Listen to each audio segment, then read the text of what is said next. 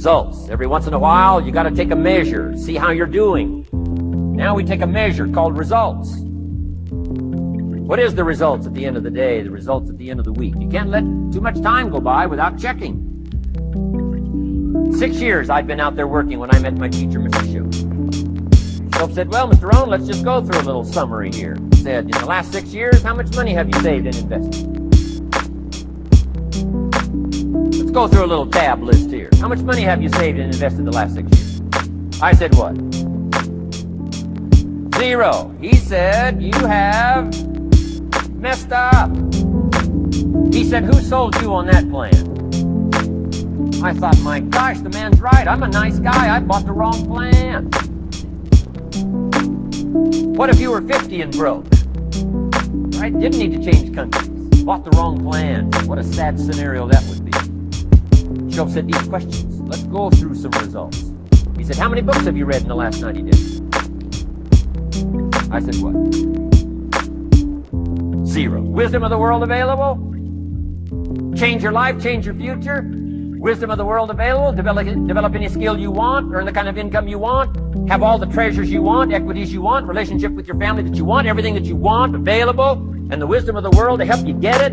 Haven't read any books in the last 90 days. My teacher said, Mr. ROHN, you have messed up. I'm telling you, you've got the deal. Shope said, Mr. ROHN, in the last 6 months, how many classes have you taken to improve your skills or to develop new skills? Go for the American dream. Become rich and powerful and sophisticated and healthy and influential. How many classes have you taken in the last 6 months? I said, how many? 0. He said, you have messed up. He said, you don't need to unmess the country.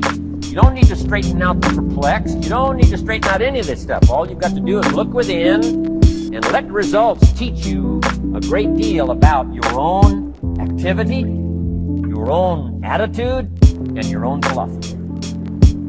I went through that process. Take this phrase home. Results is the name of the game. What other game is there? Here's all life asks us to do. Make measurable progress in reasonable time. Take home that little phrase. Good phrase. We're asked in life simply to make measurable progress in reasonable time.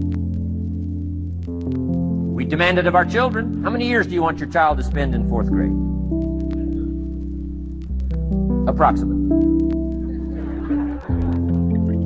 About 1. If it looks like they're not going to make it, we pour on the pressure, called legitimate pressure, lack of results.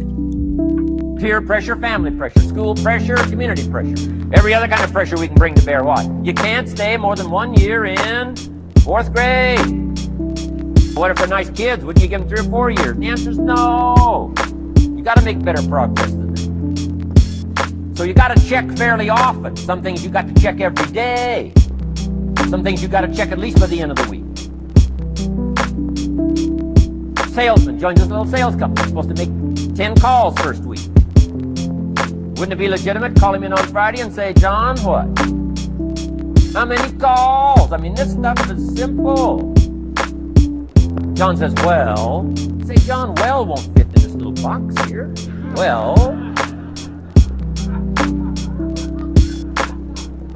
Now John starts with a story. You say, John, I made this little box so small so a story won't fit. I don't need a story. I need what? A number. A number. What will a number tell me? Everything. John's supposed to make 10 calls. What if he made 20? You say, wow. Wow. We got somebody. What if he only made 1 call?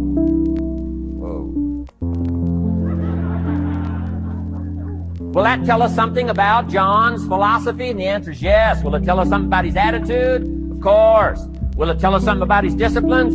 Of course. And if he wants a lesson in life change, all he has to do is be willing to face the numbers and come up with the results that will teach you to either celebrate if you got good results or fix whatever needs to be fixed in your philosophy, attitude, activity called discipline. You don't need to go anywhere else. I do believe in affirmations. They are valuable as long as you affirm the truth. Because it says in ancient scripts, the truth will set you free. Free to do what? Amend your errors and pick up new disciplines. That's what the truth is for, to help us amend our errors and pick up the disciplines for life change. That's what the truth is for. So I do believe in affirming the truth. If you're broke, best thing to affirm is, I am broke. You put that up on the refrigerator where you can see it every day. I mean, that's how you do that. Now, if you need a little additional affirmation, you just put up there, I'm 40 and broke. I mean, that ought to do it. And if you need just a little more, put up there, I live in America and I'm 40 and broke. That's enough to turn your life around. It says, hey, something is wrong. Somewhere I have messed up. And I'm telling you, if you'll start with that, it's called the process of life change, and it doesn't matter how small the process is to start.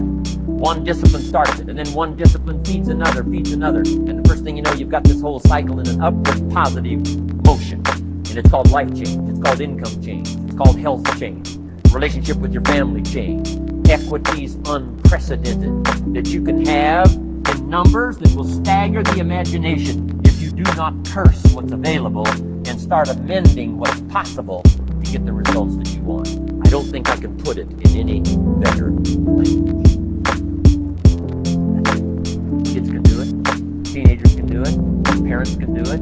Managers can do it. Right? Government officials can do it. Anybody can do it. Anybody can do this stuff. It's called personal change. Results is the name of the game. Success is a numbers game. Good note to make. Success is a numbers game.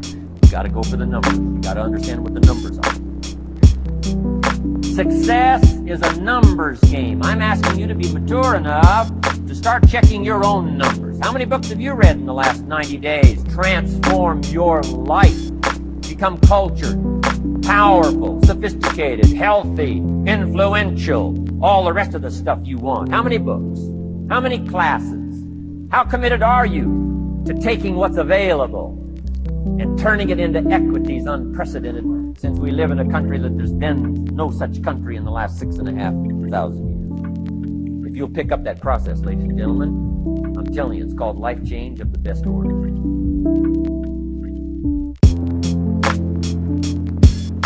Take full responsibility for what happens to you. It's one of the highest forms of human maturity, accepting full responsibility. It's the day you know you've passed from childhood to adulthood, the day you accept full responsibility. I used to have that long list of reasons why I wasn't doing well. To explain. You got to explain, right? Otherwise you're going to look bad. I used to have this funny list called Reasons for Not Looking Good. I used to blame the government. I mean, you can believe that or not. It was at the top of my list. I had a lecture second to none. The government. That was on my list. I used to blame taxes. Look what you got left after they take everything. And they expect you to do well. That was on my list there. Prices, that one's easy, right? You walk into the supermarket with $20, come out with a little half bag. So I had that on my list. I used to blame the weather. I blamed the traffic. I used to blame my car.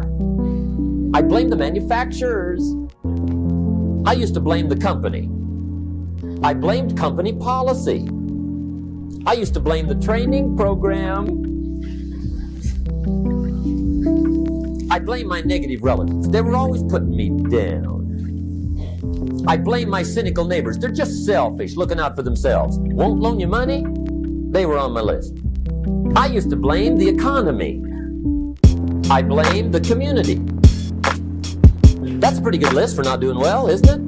I thought it was good. I'll never forget one day. Mr. Schoaf was very kind, but he was also very blunt. And this was no exception. And I'm glad he was blunt. There's a lot of things I'd have missed if he hadn't have been blunt. One day, with sort of a curious look on his face, he said, Jim, just out of curiosity, tell me, how come you haven't done well up until now? Excellent question. I thought, well, so I won't look too bad, I'll go through my list. And this list I just gave you, I put that on it. And he was very patient. He let me go through the whole thing, the government, the weather. I went through this whole thing. When I finished, he looked my list over very carefully. He said, Mr. Rohn, big problem with your list. You ain't on it. When I went to work for him a few months later, I learned very quickly to tear up my list, reasons for not doing well, and I threw it away. And I got me a fresh piece of paper. And I put one word on it. Me. There's a Black Heritage spiritual that says it's not my mother nor my father, nor my brother nor my sister, but it's me, oh Lord, standing in the need of prayer. See, I used to blame everything outside. And then let me give you a little philosophy that helped turn my life around. For your notes, here it is.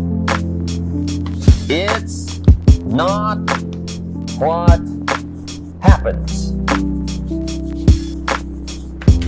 that determines the quality or the quantity of your life. It's not what happens. And the reason is because what happens to about everybody. No different. The sun went down on all of us last night. A common event, a happening.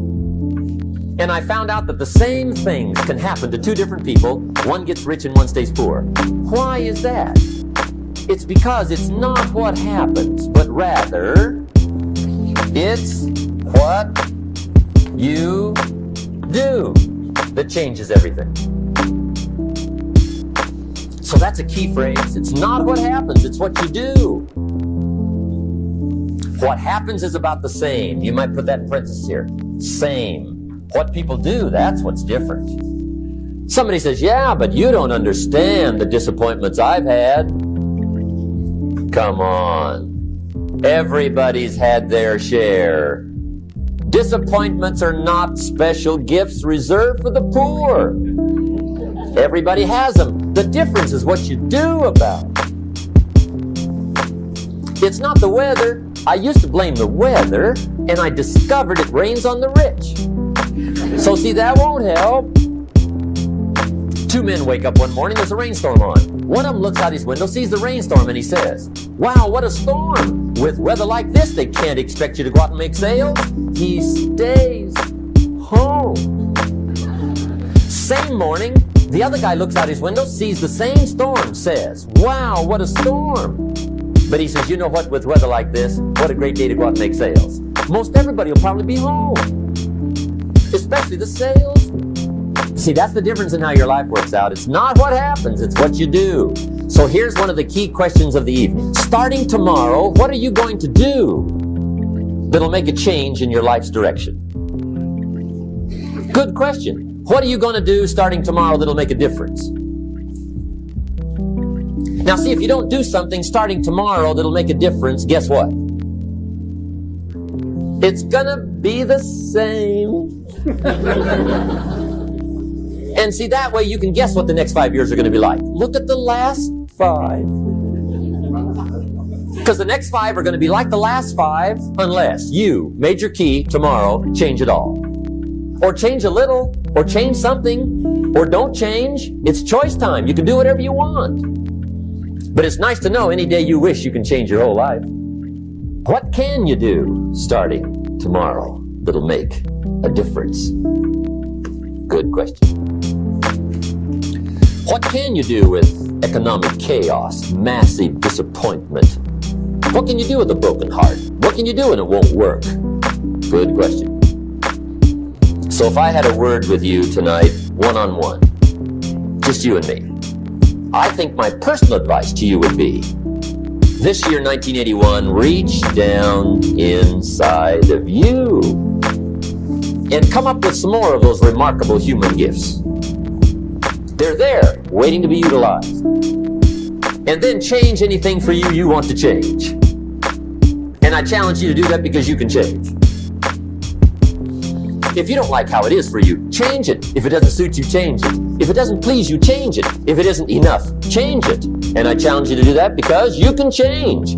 See, you don't ever have to be the same again after tonight, only by choice. Self-reliance is basically counting on yourself, taking responsibility for whatever happens to you, knowing that you have consciously made the decisions that are now affecting you. knowing that what is happening now, today, is the direct result of your activity, what you did yesterday. Now, being self-reliant doesn't mean you can't work with others or trust others. Self-reliance means counting on yourself, trusting yourself, being confident with yourself, being responsible to yourself, trusting your own instincts, trusting the conclusions that you have developed from your study of experiences and philosophies, taking the credit that is due you, learning from the mistakes that you have made, being self-reliant. Gestalt psychologists give an example of being self-reliant. They say that you're responsible for getting caught in the rain. They say that by deciding not to carry an umbrella every day, you have made the decision to endure an occasional drenching. Translation? By not being prepared, you make the choice of getting caught in some of life's unpleasant circumstances. Be they rain, failures, economic losses, relationship losses, professional losses, personal losses. By not being prepared, thinking ahead, it's your choice. Now here's the other side of it. By being prepared, you increase your chances of success. You increase the likelihood. By being prepared, you increase your chances of success, of seizing opportunities when they come your way, of being ready within yourself to take advantage of once-in-a-lifetime situations. Some people tend to blame others for their mistakes, blame others for their failures. Somebody says, it's not my fault the report isn't done. So-and-so didn't do their part. Of course it's your fault. It's your report too. It's your responsibility to see that everyone you delegated work to does their part.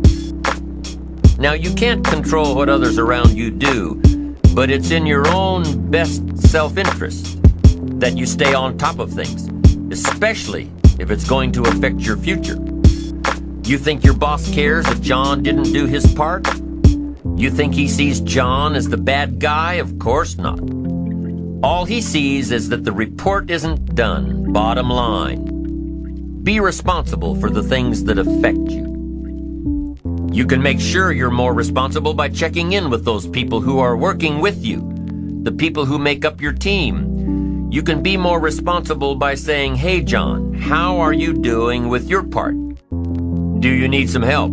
Can we put somebody else in here to help you finish? Now, if John consistently doesn't handle his part, you've got to replace John. If he isn't doing his share, you've got to find somebody that will. Or what? It will negatively affect you. You can't wake up in the morning that the project is due hoping and wishing that John has done his part. No, you've got to be responsible because it's going to affect your career too. Now, my approach to my better future very early on in my career was to just go through the day with my fingers crossed. And I used to say something like, I sure hope things will change for the better. Then here's what I found out. They're not going to change. Somebody says, well then, how will my life ever change? Answer, when you change. When you change, when you get better, it'll get better. If you change, it'll all change. Don't put it on someone else. Hope that someone else will change it for you. Take responsibility for yourself. Take personal responsibility. You can't change the circumstances or the seasons or the wind, but you can change your reading habits. You can change whether or not you go for the skills, burn the midnight oil, turn yourself around, multiply your value by 2, 3, 5, 10. That you've got charge of. That you have control of. You don't have control of the constellations, but you've got control over whether or not you go to night school, take adult classes, learn some new skills. You have control over that. And if you don't, that's your fault. You've got to take personal responsibility. You've got to be self-reliant. Nobody else can change your life, alter your ambitions, pave a golden road for you. But you can. It's up to you. Be responsible for yourself. Learn to reap the harvest without complaint. This is a sign of growing maturity.